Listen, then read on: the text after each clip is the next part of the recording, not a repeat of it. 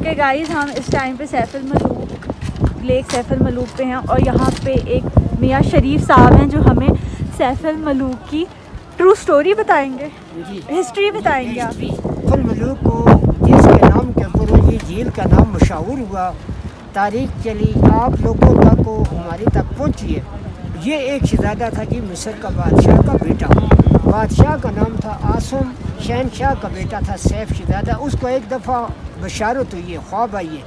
خواب میں یہ جھیل بھی اس نے دیکھی ہے اور یہاں پری کو بھی خواب میں دیکھا تھا. اس سے پہلے انسان کی آبادیاں یہاں نہیں ہوئی تھیں. یہ کسی دور کے اندر، کسی وقت کے اندر یہ جنوں پریوں کا علاقہ تھا. یہ پرستان علاقہ تھا اس وقت میں کہ جب انسان کی آبادی بسیرے یہاں تک نہیں پہنچی تھی. ان چیزوں کی آبادیاں، ان چیزوں کے بسیرے، ان چیزوں کی حکومت، بادشاہی اور ان چیزوں کی سیرگاہ تھی جی. وہاں سے شہزادہ اپنے گھر سے نکل آیا. 1 سال اس کو رستہ ڈھونڈتے، تلاش کرتے، بیچ میں گزر گیا. کسی طرف کا رستہ یہاں پہنچنے کا نہیں ملا.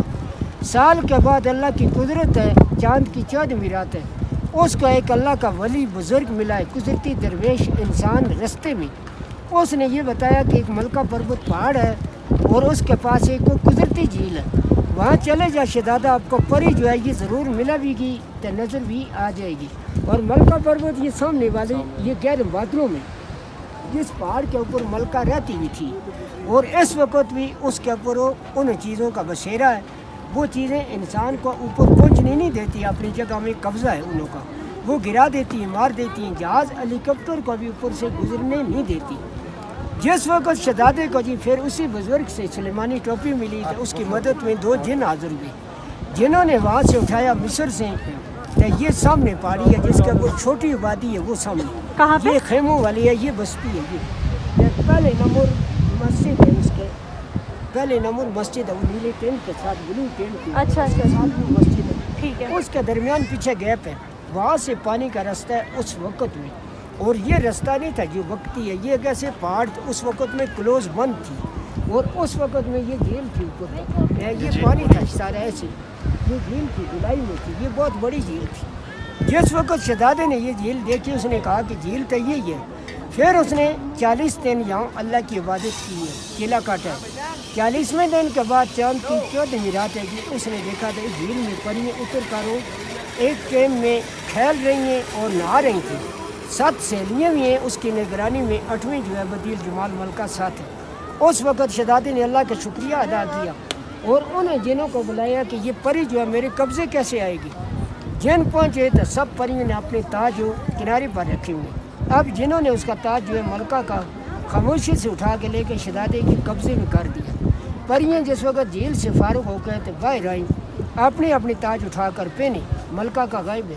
دوسری پریوں سے پوچھا، دوسری نے کہا کہ ہمیں کوئی معلوم نہیں اللہ کے بغیر. وہ ڈر کی ماری بھاگ گئی، اڑ گئی، اکیلی رہ گئی ملکہ. اس وقت شہزادہ اس کے سامنے نکل آیا.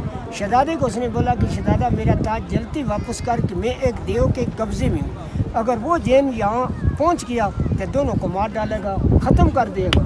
شہزادے نے یہ بات نہیں مانی. شہزادے نے کہا جو کچھ اللہ کرے گا میرے ساتھ چلو. یہاں سے لے کے حاصل کر کے گیا ناران کی طرف، اللہ سے دعا مانگتے گئی. اللہ نے انہوں کی دعا کو قبول کیا کہ سچا زمانہ ہے، سچا وقت ہے. اس وقت کی دعائیں جو تھی جلدی اللہ کو قبول ہوتی تھی.